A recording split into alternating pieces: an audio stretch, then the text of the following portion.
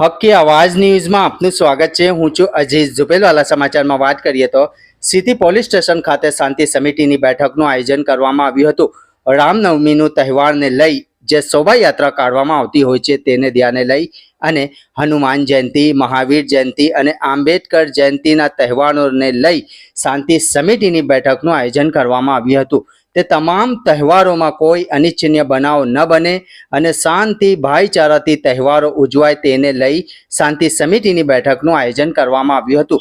વડોદરા શહેરના city police station ખાતે 4 police સ્ટેશનના પીઆઈ શ્રી અને આગેવાનો એફઓપી કાર્યકર્તાઓને સાથે રાખી સિટી પોલીસ સ્ટેશન ખાતે શાંતિ સમિતિની બેઠકનું આયોજન કરવામાં આવ્યું હતું। રિપોર્ટ રૂઝે બરબ। ધામધૂમથી એમનો જન્મ એ વખતે અને આ પૃથ્વી પર કળિયુગમાં પણ ખૂબ જ ધામધૂમથી દર વર્ષે ઉજવવામાં આવતો હોય છે। બેને કીધું એ બધું જ એની અંદર આવરી લેવાયું છે કે કારેલી બાગમાં 2 છે, 2 છે ને કોઈએ તો કે 2 છે ને, હા કારેલી બાગમાં 2 છે અને કુંભારવાળાની 1 જ છે। તો આ રીતની આપણી આ સેન્સિટિવ કહી શકાય એવી રેલીઓ છે। તો આપણે જાણીએ બધા સમિતિના સભ્યો તથા રામનવમી શોભાયાત્રાના આગેવાનો આપ સૌ અમારું માન આપી અત્રે પધારેલ છે। આપ સૌનો ખૂબ ખૂબ આભાર।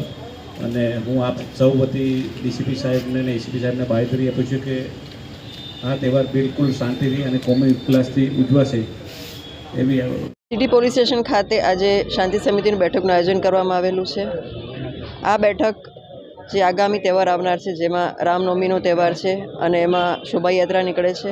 એ શોભાયાત્રાને લઈને તેમજ સાથોસાથ હનુમાન જયંતિ છે જે 12 તારીખે આવે છે, એ દિવસે પણ શોભાયાત્રા નીકળે છે। 10 તારીખે મહાવીર જન્મ કલ્યાણક છે, એ દિવસે પણ શોભાયાત્રા નીકળે છે અને 14 તારીખે આંબેડકર જયંતિ છે, એ દિવસે પણ તહેવાર જેવો માહોલ હોય છે। તો આ તમામ તહેવારોમાં કોઈ અનિચ્છનીય બનાવ ન બને અને ખૂબ તકેદારી રાખવામાં આવે અને લોકો સારી રીતે તહેવાર ઉજવી શકે એની માટે શાંતિ સમિતિના સભ્યો અને પોલીસે સાથે રહીને કામગીરી કઈ રીતે કરવી, કોઈ નાની બાબત ધ્યાન પર આવે તો કઈ રીતે અમારું ધ્યાન દોરવું અને શું કામગીરી કરવાની છે દિવસે એ બાબતે આજે સૂચના આપવામાં આવેલી છે। શાંતિ સમિતિના સભ્યોને પોતપોતાના વિસ્તારમાં તકેદારી રાખવા માટે અને આ તહેવાર ખૂબ જ સાવચેતીપૂર્વક અને શાંતિપૂર્વક ઉજવાય એ માટે સૂચના આપવામાં આવેલી છે। સોશિયલ મીડિયા પર અમારી વોચ છે એ પણ ધ્યાન દોરવામાં આવેલું છે અને આગામી જે તહેવાર છે એ અનુસંધાને અમે લોકોએ બંદોબસ્તનું પણ આયોજન કરેલું છે। છેલ્લા ઘણા દિવસથી ફૂટ પેટ્રોલિંગ વિસ્તારમાં કરવામાં આવી રહેલું છે। અલગ અલગ વિસ્તારોમાં અને નાના નાના ટુકડીઓમાં મહોલ્લામાં જઈને પણ અમે ફૂટ પેટ્રોલિંગ કરીએ છીએ, લોકોને મળીએ છીએ, શાંતિ સમિતિનું બેઠકનું આયોજન કરીએ છીએ, કોમ્બિંગ કરવામાં આવેલું છે અને અસામાજિક તત્વો છે એની પર પણ અમારી વોચ છે અને ખૂબ બધા અટકાયતી પગલાં પણ લેવામાં આવેલા છે। એમ આ તહેવાર ખૂબ શાંતિપૂર્વક ઉજવાય એ માટે વડોદરા શહેર પોલીસ કટિબદ્ધ છે। 6 તારીખે મેડમ આપણે રામનવમીના દિવસે બહારથી પોલીસ બોલાવવામાં આવવાની છે।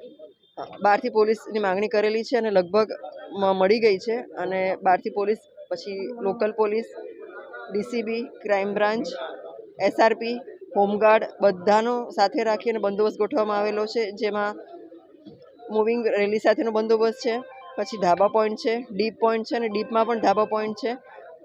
આ રીતે અમે લોકોએ બંદોબસ્તનું આયોજન કરેલું છે।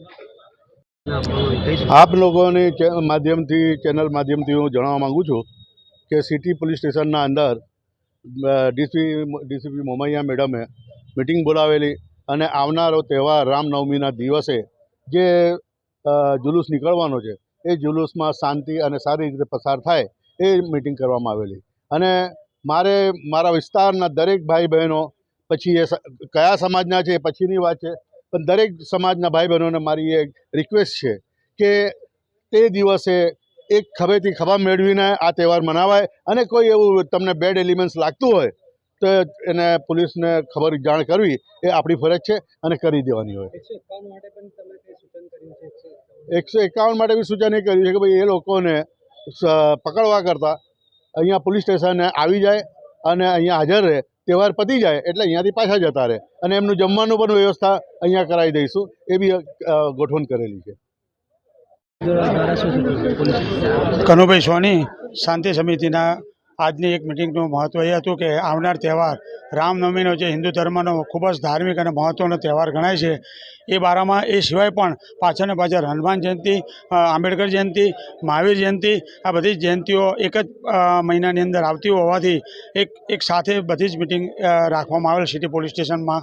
અને આ અંગે બધા ખૂબ જ સૂચનો લેવામાં આવ્યા હતા કે ક્યાં આગળ આ શોભાયાત્રા નીકળશે, કઈ રીતે નીકળશે, એનો બંદોબસ્ત શું છે, આ બધી જ વસ્તુઓને છણાવટ કરીને આપણે આ તહેવાર કઈ રીતે શાંતિથી ઉજવાય એ મહત્ત્વનું છે. વડોદરા શહેરમાં 2023થી 2025 સુધી જેટલા તહેવારો ઉજવાયા, ખરી મહત્ત્વની એની વિશેષતા એ છે કે એક પણ તહેવારમાં છમકલું થયું નથી.